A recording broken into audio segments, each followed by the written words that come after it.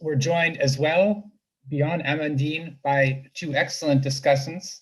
The first, Stephen Kerengi from UNECA, United Nations Economic Commission in Africa. Stephen is the Director for Regional Integration, Infrastructure, and Trade there.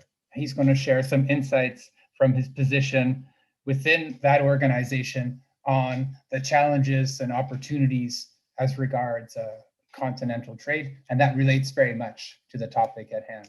We're also incredibly lucky to have Aïchatou Mindaoudou. She is, amongst many other things, the former foreign minister of Niger, and beyond that served as UN Special Representative in multiple missions, notably in Côte d'Ivoire and in a slightly different function in Darfur and UNAMID. She is engaged closely with the G5 Sahel initiative from a position of consulting, and as a voice very much from the region, I think can bring an interesting perspective on how things look from there. Just a few housekeeping notes. We are live in this webinar. That means everything is on the record. It can't be, but on the record. And in terms of questions and interventions from the audience, we very much welcome them. I would ask you to use the raise hand function that you can find here on Zoom. That's the best, and then we will find you and call on you. But if you prefer, you can also enter your question via the chat box at the bottom, and then we will see how good I am at multitasking. I prefer the raised hand, but you can do the chat as well. All right, we only have an hour. It's not nearly enough time, so I will try to keep it short, and with that, hand it over to the excellent Amandine to present her findings for us. Amandine, you have the floor. Thank you, Theo. Okay, so what I wanted to say, maybe to start, is the starting point of this brief. I think there is a persistent gap between donors' expectation, AROs' objectives, and African capacity to deal with transnational security challenges. So one explanation of this gap is the inconsistent international support for African response to tackling changing conflict situations. Actually, why inconsistent? I think because there is clearly a lack of coordination at donors level and between African regional organizations. The question is why this inconsistency is now a problem.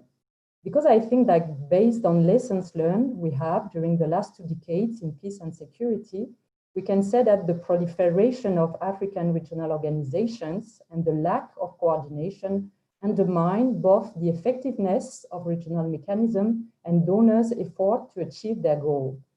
The situation can be now characterized by the implementation of short-term and opportunistic strategy at national, regional, and international level, what I called a la carte cooperation. And they are not taking into account the long-term impact of it. So the starting point of this project is to look at the broader picture, especially 2 problems. The first one is the cost of the overlap among AROs, and by overlapping, I mean state members are members of different AROs, more than one, and AROs, African Regional Organization, share similar agenda in peace and security. Second problem, the forum shopping by African states and their leaders. So I think it is all the more necessary to put this subject on the table as international donors agree that these 2 issues are mostly African problems, and they don't take into account their own responsibility for producing this overlapping situation. So basically, what are the 5 key findings of this brief? In terms of methodology, what was important is to visualize the overlapping membership and mandates. So you can have a look at the web special online with data and map.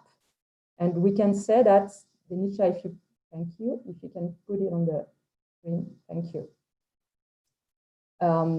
So basically what we can see is that we have a lot of countries, like for instance, Chad, Niger, which are belonging to different African regional organizations.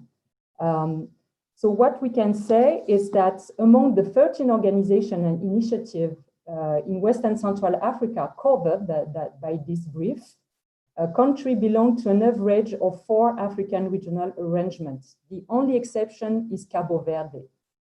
The second trend in terms of overlapping mandates is, with the exception of ECOWAS, AROs are adopting new legal framework to expand their competence in peace and security in the 90s, including after the creation of the AU. The second key finding is the following the example of Sahel, insecurity is a strong driver of proliferation.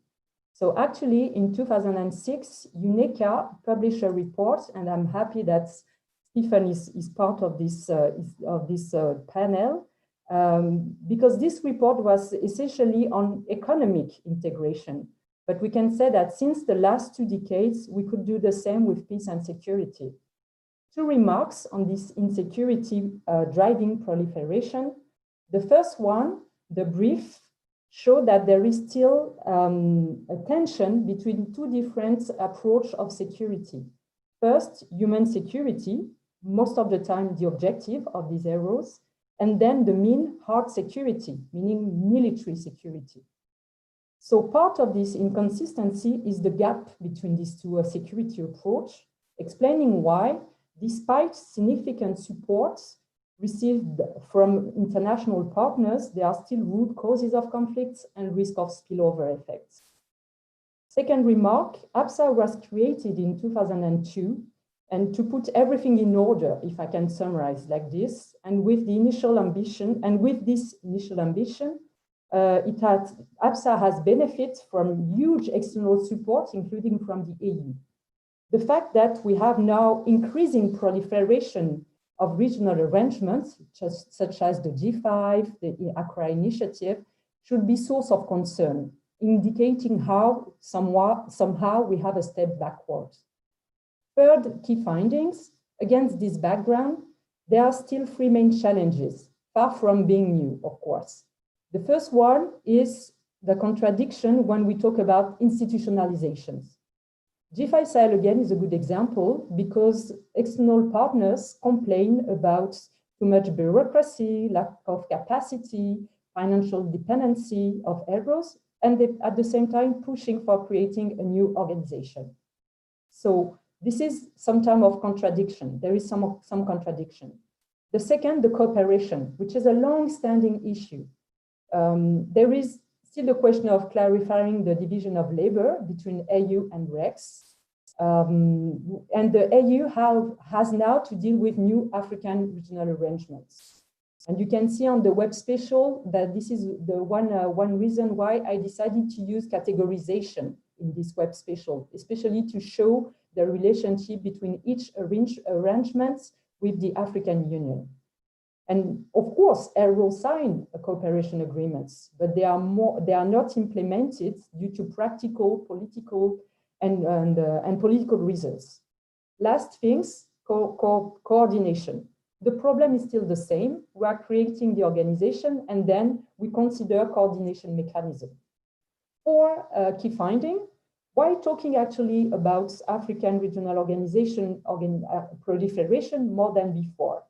Because we know now that there are huge costs, financial costs, institutional costs, and social costs, especially when we are talking about meeting population expectation by reforming national and regional governance. The 5th key finding, I think this is the most interesting ambiguity on African regional cooperation. African leaders decide to cooperate with their neighbors while often not fully trusting each other, especially when they are involved in the same conflicts.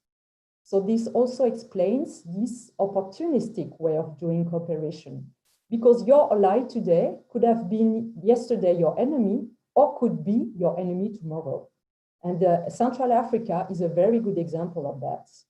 So behind this à la carte cooperation, we can consider African regional organization as a mirror of the nature of interpersonal relationship. This is not new, but at least the challenging conflict situation has put more pressure on African head of states. So to sum up the situation, I would say that at the African level, there is no clear perspective of the costs and benefits of multiple membership. African member states retain an interest in maintaining rather than winding African Regional Organization hub.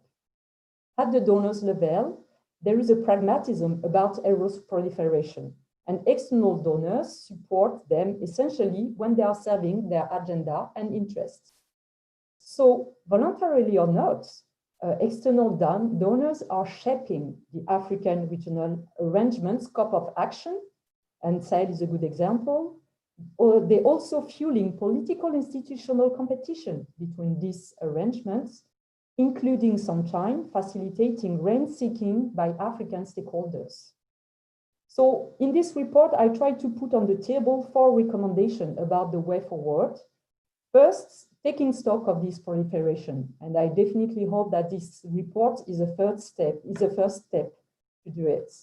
Second, agreeing on what we called a non-proliferation agreements at the donor level to limit the number of African regional organizations and focusing on their comparative advantage.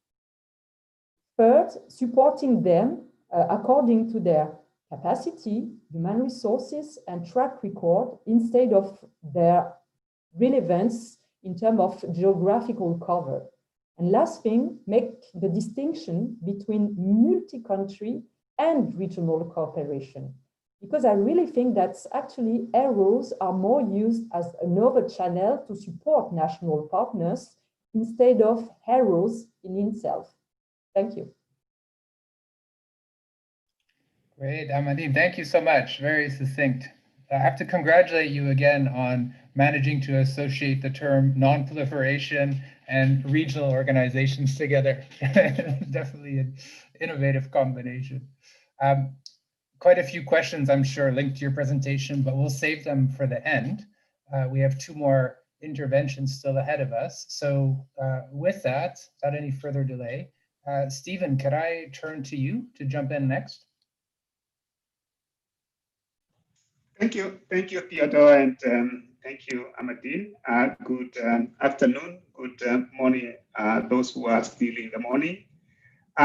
Yes, indeed, those of you who have been on the work of ECA would know that a few years back, we did actually prepare a report on the rationalization and we were focusing on the rationalization of the regional economic communities then. Now, in the process of doing this work, one of the things that became very clear and that may be relevant for the conversation that we are having here is that the membership of African countries to different regional organizations, even when they know that there is overlapping of mandates and even of membership, are driven not necessarily by economic issues or even geographical proximity. Sometimes they're even driven by other motives, including motives of security. And that is why I would want to critique and say boldly that just the thought of implementing the recommendation of the non-proliferation would actually be a very big task.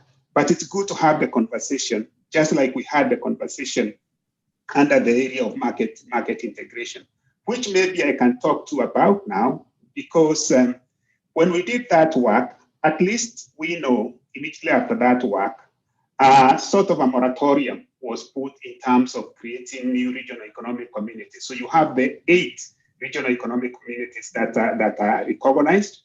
And when it comes to the workings of the African Union, the focus is usually on these 8 regional economic communities. And when we talk about market integration, for instance, we look at the economic programs of these 8 regional economic communities, even though there are other intergovernmental organizations that do still deal with issues of economics. So I would say that yes, there is merit in starting this confederation, because indeed there is a cost to the proliferation of these agencies. So how has been the trouble since the work that we did? I would want to say that in terms of the theory of change, there is actually a relationship between that work, sort of the moratorium on the proliferation of regional economic communities, and the progress that we are seeing now under the African Continental Free Trade Area.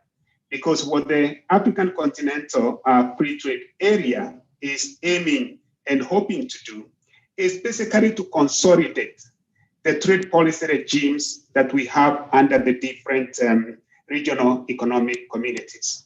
So again, I think there is that positive relationship, or at least association significantly between the idea of rationalization and the progress that we have seen in terms of the consolidation of the market integration. So the question then becomes, is this something that you can actually be able then to transpose into other areas where you have different institutions, multiple institutions, be it on peace and security or others?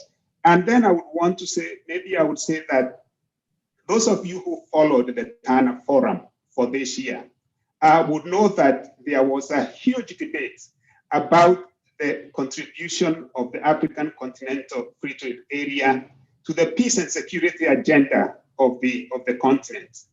And if we agree that some of the institutions that we see, for instance, in West and Central Africa region, are there because of desire to deal with peace and security issues.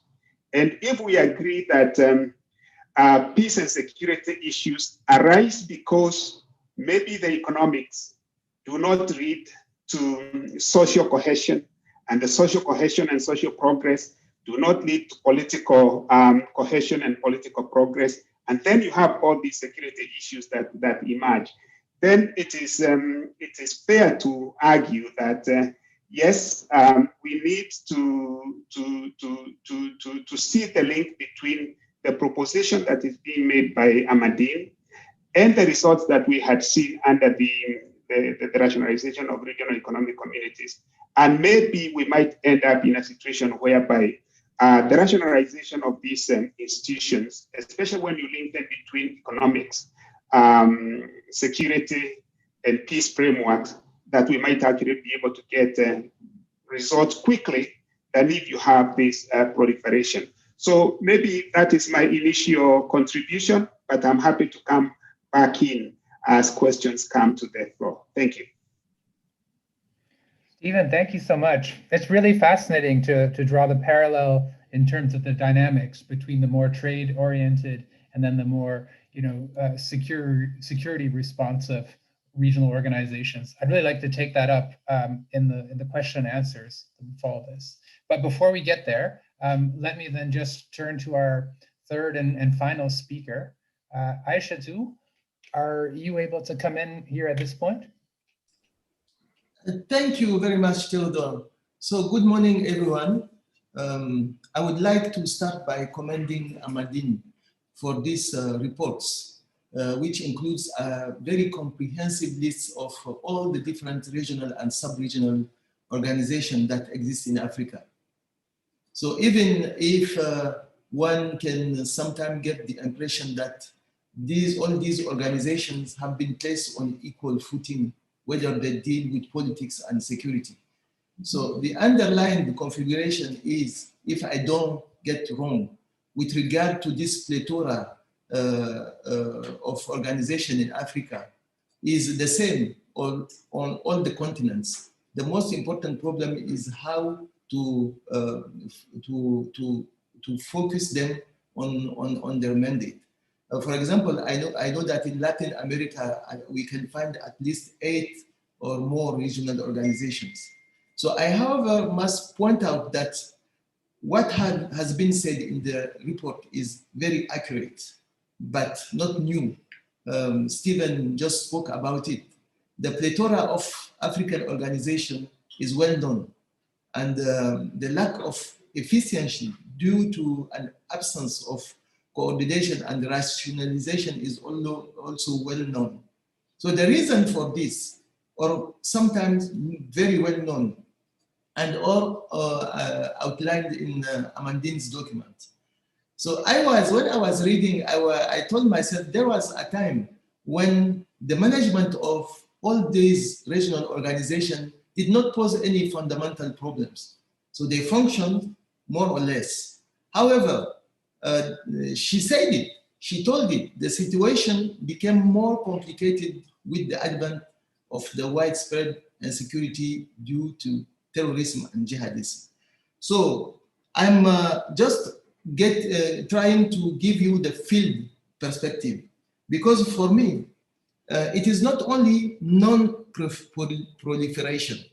It is certainly needed, we certainly need to limit the proliferation of African organization, but other aspects should be taken in account, because even if the proliferation is limited, still the problems will remain. So we must not forget that the insecurity, especially in West Africa, was mainly, it has been said also, the result of certain action carried out by Western countries, which affected countries that had not been prepared to deal with such a complex situation with serious, ever-increasing human insecurity. They didn't have the competences nor the human and material resources. In addition, this new emergency appeared in a context where there was already a multitude of existing priorities linked to poverty and development. So when I was saying that there are aspects that should be done, mainly it is the link between our organizations and then the real impact with regard to human security. So to come back on this security issue, it was from that moment that the international community, notably the Western countries, felt obligated to provide support in an effort to contain and eradicate the phenomenon, which also constituted a threat to their own security. So this support would be provided in several ways, notably creation of additional new organizations to the detriment of those already in existence. Because if Stephen said that there are mandates with regard to security of some of the regional organization, so it would perhaps work to sit down since the inception and then to think about how to tackle this issue in the context of the existing organization. So, but as it was necessary to tackle this problem and render the intervention much more efficient and better coordinated in the field, very close to the concerned country. In order to provide solution to this security crisis, the first option was to militarize everything. So this solution has proven to be insufficient and inefficient because local population do not feel any involvement. This is the link I'm doing with really human security. So it has been detrimental to their situation and shown that it is necessary to get them involved and to take into consideration their concerns in order to find a solution to a problem which also concerns them. So in the view of this, it has been decided to add a development layer. Unfortunately, it was done on something that already was not working. So here comes the creation of the G5 Sahel in 2014. It was done within the framework, I just described. Since one of the objectives of G5 Sahel is to closely link economic development to security issues and highlight the interdependence between security challenges and development, by directly implicating the Sahel state that are directly threatened by the different jihadist organizations. So there are so many problems which are not necessarily due to the plethora, as I say. What is the solution? How do we reach objectives such as protecting the population, resolving economic issues, and living together? Why is it that things do not change? How do we achieve development, notably human security, in such situations? So for me, it is important to dig deeply, together with this reflection on rationalizing our organization. I would have three key messages. The first one, I must say that when I read the recommendations, my first reaction is that I wasn't very comfortable with the proposed recommendations because I felt them only focus essentially on donors. This is because I believe that all the problems are not only linked to the plethora of the regional organization, which is important to tackle, of course, but part of the problem lies in the way that these partners seek to impose their conditions and their procedures. Amandine said that they don't take into account their own responsibilities in this. So I'm taking the example of the G5 Sahel. It has been created politically by the concerned state, but the partners put everything in place to ensure that the foundings and the program are managed by them, implemented by their NGOs and companies according to the national rules of each of them, because they don't have confidence in the management of African states. To take the case of the Sahel Alliance, composed of France, Germany, Luxembourg, and Spain. The idea was good, but it was dead on arrival because the result is that the programs have never really taken off. It should be noted at this point that Germany puts a separate facility to finance directly the activities of the G5 Sahel on the field and to bypass the requirements of the partner that were quite blocking the implementation of the programs. So I can also, if there are questions, talk about UNECA. So my second comment is that the plethora of regional organization is certainly a handicap to any effective intervention. Memberships of this organization, especially with regard to security matters, gives member states access to information, to the training, to capacity building. But sometimes the state do not have the capacity, they do not have even the capacity to make good use of them. Regarding to pecuniary advantage, the states that belong to these numerous organizations gain practically nothing. Most of them are poor and cannot afford to make monetary contributions because whatever little money they have, they prefer to spend it elsewhere than to put it in the common fund of a regional organization. So the third one is that the proposed solutions are not participative.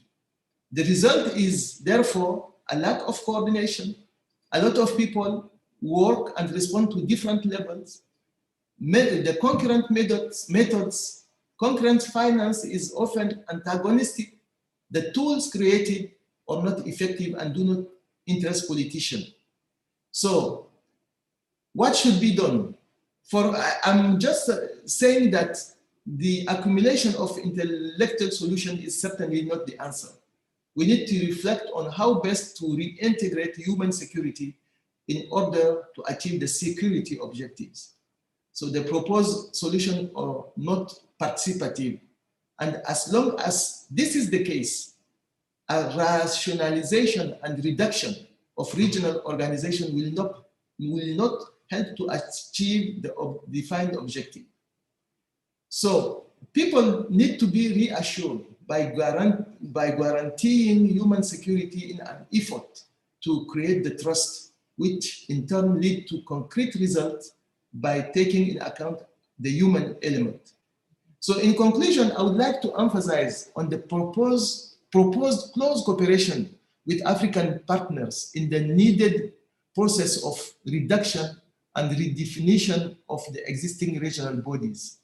In fact, if it is done from only donors' perspective, it won't be participative and therefore won't be efficient, because the cause of the situation is not a single way around.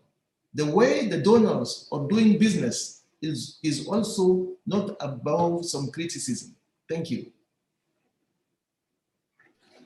Aïchatou, thank you very much. I think what we wanted from you were some hard truths from the ground, and I think you delivered very well. I should say that we are the European Council on Foreign Relations, not the African Council on Foreign Relations. So Amandine may have had some thoughts about recommendations that directed themselves also more in the African context, but we encourage them to be directed here towards Europe, where our strong point is. I have one or two questions. While people are chambering their questions in the chat and waiting to put their hands up, I wondered if I could come back to you, Amandine, very briefly. Do you want to pick up on one or two of Aïchatou's observations, particularly that, about the donor dynamic and what you think is happening from the states themselves? Can I ask you to come in on that? Yes, thank you. No, thank you, Aïchatou, for your feedback. I think it's a good way to complete my my report. I totally agree. I mean, the key problem is states.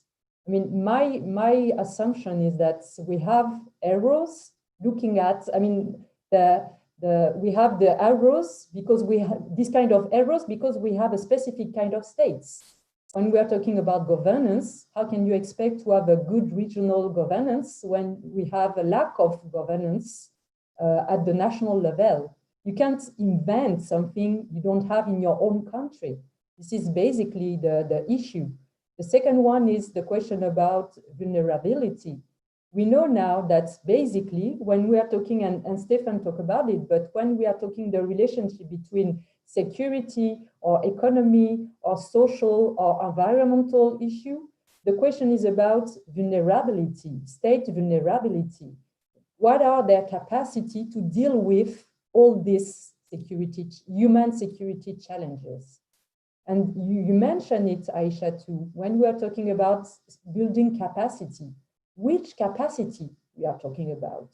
Is it only putting money on army and give logistical capacity to soldiers? Is it to try to reform police unity? Is it about having more school? We don't know what is it. I mean, that's a key issue. We're talking about security development nexus, but how do we connect? It's good to say that, and I think everybody agree on that, but how concretely can we connect security and development? I think this is a key point. About the donors, yes, you're right. I mean, as Theo mentioned, I mean, the report was supposed to provide some input for European donors and European partners, but I think it was also important, and I start with that, they need to be aware of this reality.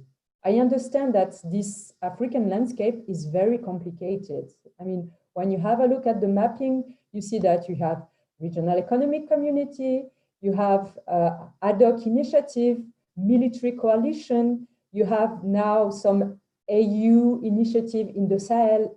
I understand that's complex. So that's why basically what I wanted to say, okay, so now let's put this on the table and let's see how we can think this complexity. But based on that, you cannot only say, okay, the question of rationalization, it's not from my part, it's only an African problem. That's not true. That's not true. Because as you mentioned it, the DeFi cell was created because it was some kind of win-win situation in terms of finance, because everybody wants to use the G5 Sahel member states as a partner want to support specific country, one of these 5 countries, but at the same time, they want to keep the control on the money.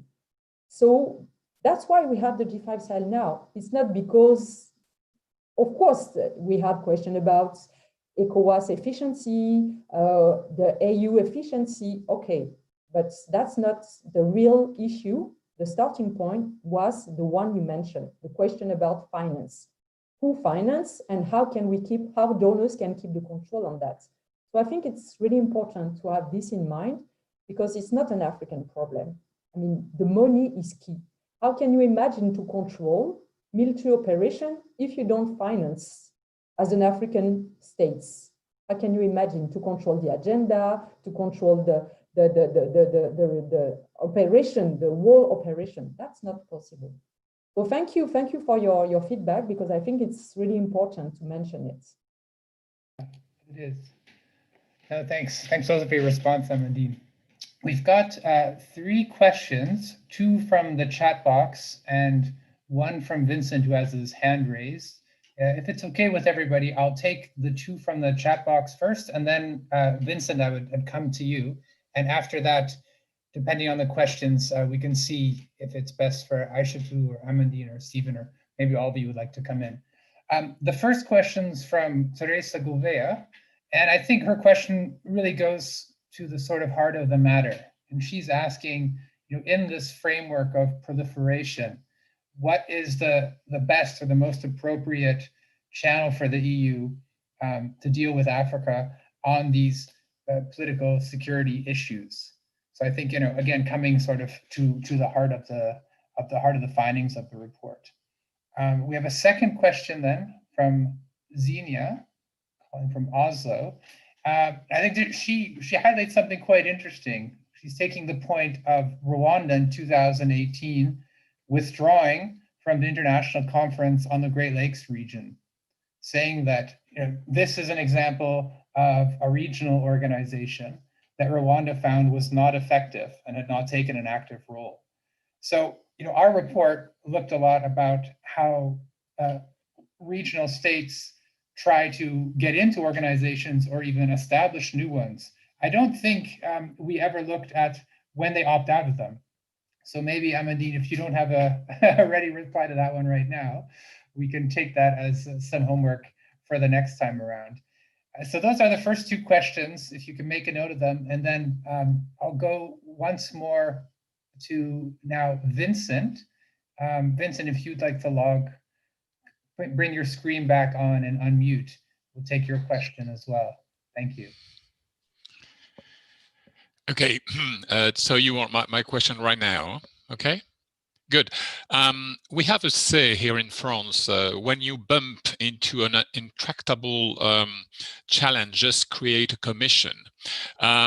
Just a joke to begin with. My question is this. Have you reliable studies about the perception inside the societies in Africa, the perception of bodies such as ECOWAS or AU? Are they considered as reliable, efficient, relevant, and so on? Obviously, I'm referring to the political aspect of the picture, meaning that we have seen in the past few years that ECOWAS has the ambition, if not the pretension, pick your choice, to get involved in electoral processes and appears as, after all, an alliance of incumbent presidents, and with very, very dubious reports about this performance, democratically speaking. So I would like to have thank again for your enlightening contribution. I would like to have your vision of the perception by ordinary Africans of those bodies and their level of efficiency. Thank you very much. Okay, thank you, Vincent. So we've got 3 questions. I think it's best to take a little break there and give a chance to respond. We had the question from Teresa Gouveia, which goes to the core of the report. What's the best framework for Europe to engage with? And then Xenia's very interesting question about what happens when African member states opt out. And then the last question here from Vincent as well. If if none of you three from the speaking podium are raising your hand to go first, I would turn. Oh, Aïchatou is up. Okay, Aïchatou, you win. You get first crack at it, and then I'll look to Amandine and to Stephen after that. Yes, thank you very much. So I just wanted to react to what Vincent has said right now with regard to the perception of Africans on ECOWAS, AU, if the perception is that those organizations are relevant or if they are efficient. So I think that one must make the distinction between two things. When it comes to political and social, for example, for the ECOWAS, personally, I was part of this review of the ECOWAS a few years ago. So, and on the ECOWAS, with regard to the integration, we have this free circulation of people and goods in the area. We have a common passport. Just to say that there are areas that on which people are very well satisfied with their organization. Now, when it comes to, he spoke about ECOWAS wanted to be involved in elections. But since the inception, ECOWAS was always involved in elections because they will be sending, you know, those observers and so, etc. But now the discussions will come up with regard to conflict management and conflict management and all the process of conflict management. When ECOWAS comes into a country to try to help tackling the political issues, it is obvious that the people, you know, it is like when you are in front before a judge, when you are not happy with the decision, you will criticize it. But I'm not at all in agreement when he said that it is an alliance of former president. It is not true at all. It is not true. At ECOWAS, you have the conference of the president, and it is the same even in the European Union. They will take decision. But I don't know, it is a kind of preconceived idea on what Africans are doing or ECOWAS is doing.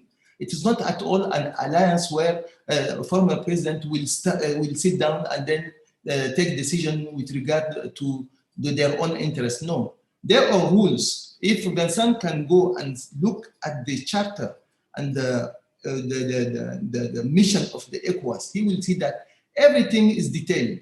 Now, when it comes, as I say, to the implementation, depending on the board you are, if you are happy with them or if you are not happy, this will do. But it is the comment I wanted to do. Thank you, Aïchatou. No, thank you for the corrective. It's well received. Amandine, Stephen, would you like to pick up any of those three questions?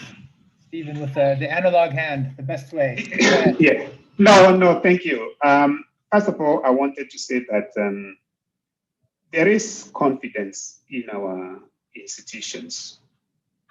It is true that if you look at the comments in the press, what people may say about African Union or our regional economic communities, but as somebody who engages a lot with our regional economic communities and the African Union and the citizens, you could actually see what the citizens would ask is, what is the AU doing? What is the REC doing? Meaning that they expect them to do something. And I think we are at a better place today with our institutions than we were 10 years ago. If we talk about issues of peace and security, we have seen how the decisions that are taken by the African Union, especially when you have an unconstitutional change of government, they have actually been impactful. We may want to debate about other things that we may be seeing about change of the constitution or that terms. But the thing is, you don't have unconstitutional changes of government the way we used to have them before. And always those unconstitutional change of governments always used to foster a lot of security and conflict issues. Now, there is a question about the best practice with regards to cooperation between donors, regional organizations, and African organizations. I think in the area of the economic pillar, there is actually very good collaboration, whereby now partners are starting to be aligned with the Agenda 2063, which is basically the development pillar of the continent. And the regional organizations are also doing as much as they can to stick to the Agenda 2063. And I think we do actually have best practices in that area when it comes to issues of infrastructure development and things that at the end of the day foster economic development and by extension, peace and security issues. Thank you. Thank you, Stephen. Yeah, and you jumped ahead to the next round of questions. Very good. Amandine, would you like to come in? We don't have so much more time, so if you could keep it a bit short. Thank you, Theo. Thank you for your question. Very quickly, the question of the most appropriate channel, I would say it depends for who, because for the EU, the most appropriate is the channel which is actually serving state member interest and agenda. That's why they create the G5. But the other most appropriate channel could be for the APSA, and I'm talking always in terms of consistency. I mean, if you start to support the African peace and security architecture, meaning the African Union and regional economic community, like ECOWAS, for instance, my position is you should keep doing it. You should not stop because, okay, this time they failed, so we should stop and find another way to react in West Africa. That's not the good way to do it, because as I mentioned, there is counterproductive effect in the long term. For the Rwanda, I think the state actually opt in and out. That's all. That's not why dismantling organization. Because if they have no money, they are not putting money on the organization. When it's useful, they can use it. That's all. But I think Rwanda is a good example. But we should go in mostly do a case-by-case situation, because as I said, it's about state strategies. So it depends on state strategy on specific organization. So Rwanda can say that in this situation, but another country in exactly the same situation could do exactly the opposite. So it's better to do a case-by-case evaluation.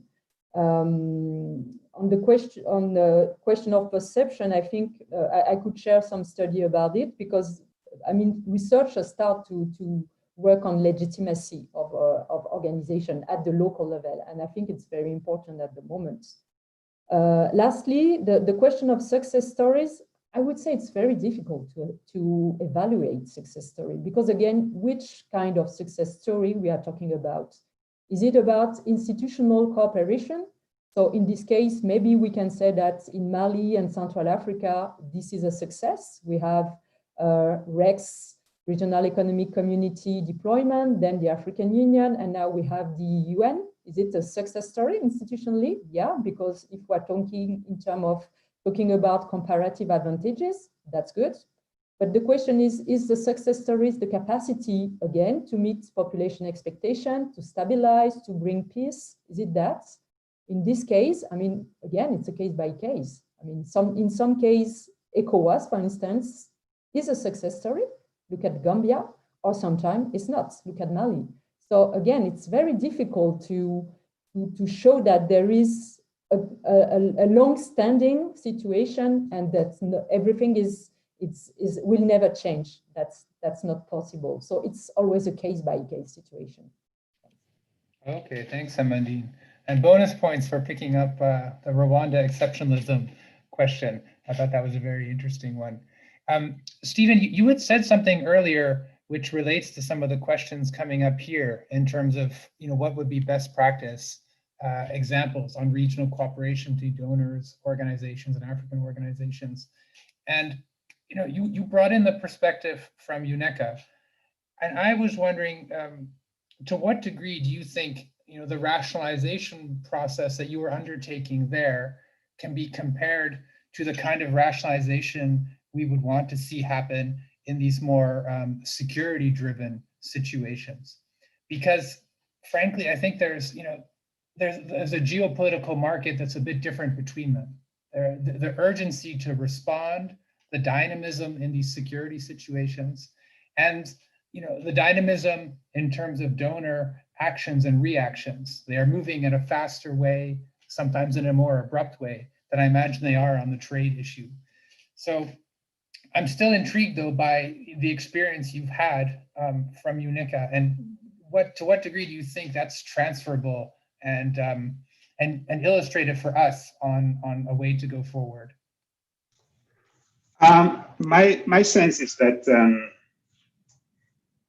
it's the African Union itself, and especially with its secretariat leadership on this, that can lead to the natural rationalization of this other sub-regional organization.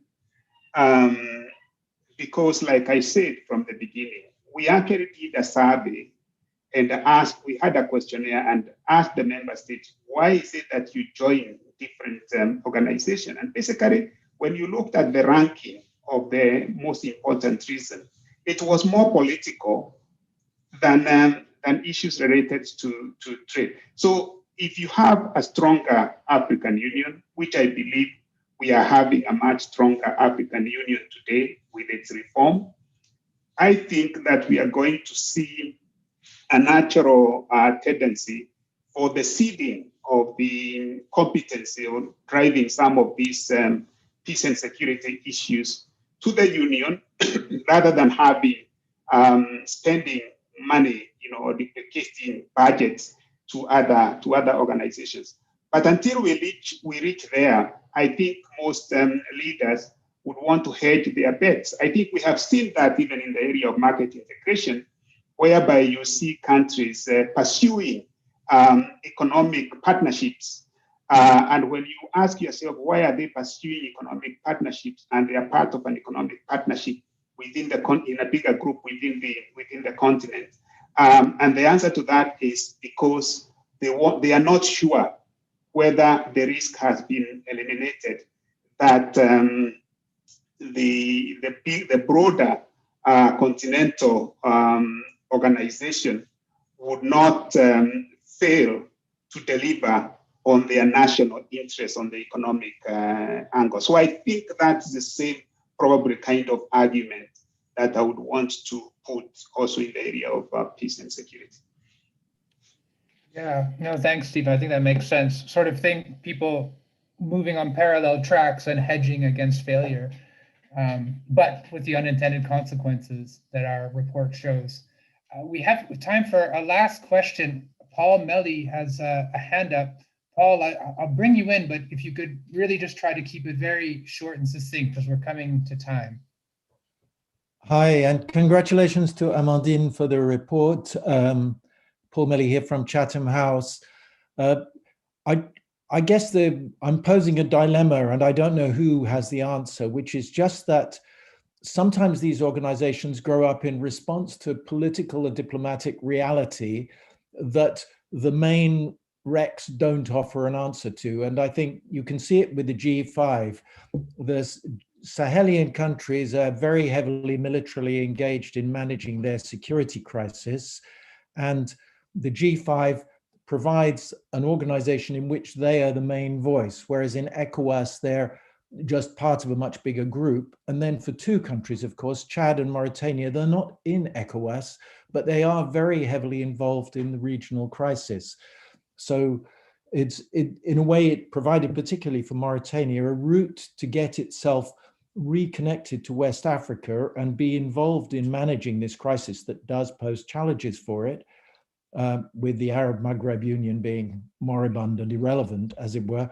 But I don't know how you then get over the political hump that there's this massive overlap between what the G5 is doing and what ECOWAS is doing. So I don't know what the answer is, but I think political reality often drives how these organizations evolve. Yeah, no, I think that's a very apt observation. Quite a bit of that was taken up in the report, but Amandine, if you want to just give a short, crisp reply to that, and then I'm afraid we'll have to move into wrapping up. No, thank you, Paul. Yeah, you're right. I mean, everything is about politics. And I think this is actually, this is why there is a contradiction, I would say, from a donor's perspective, because they don't want to be dragged into politics, because if finally within this organization, everything is about the balance of power, which is which is the more influenced states, which is, and by most influence, most of the time we think about the state who has the more financial capacity, military capacity. So it depends on that, or what kind of coalition we have within the organization. So everything is about balance of power within this organization. But at the same time, so donors are afraid of that, because they know that they don't want to be too much dependent on that political aspect.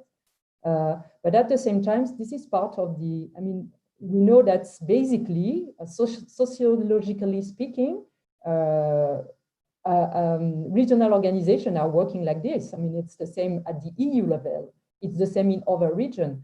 So, of course, we are talking about politics. Everything's about politics. But the question is how, to what extent this political perspective should be connected with local reality. I think the gap, we need to fill this gap again. But yeah, it's always about politics. That's not the big issue. But the question is, where is the political will? What we, in terms of tackling some local, national vulnerability. That's all. Great, thanks so much, Amandine. Look, that's going to bring us just about to the end of our time. I think some of these questions gave us some really interesting guidance on where we need to do a little bit more work.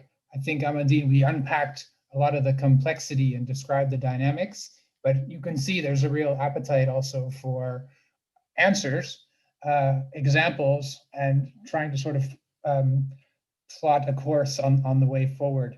There was a couple of questions that were lingering in the chat box. I'm so sorry about that. Dimfo wanted to know what's the role of civil society actors in these structures. All I can say is this won't be the last conversation we'll be facilitating about the subject. We'll come back to it again. We're going to write about it more, and hopefully together with our other speakers also reconvene at some future point. So with that, just remains for me to say a very heartfelt thanks from ECFR and the Africa program in particular, to Aïchatou, to Stephen joining us over the line, and to Amandine as well, but not least all of you participants who came and actively gave us very stimulating questions. A big thank you to all of you, and until the next time.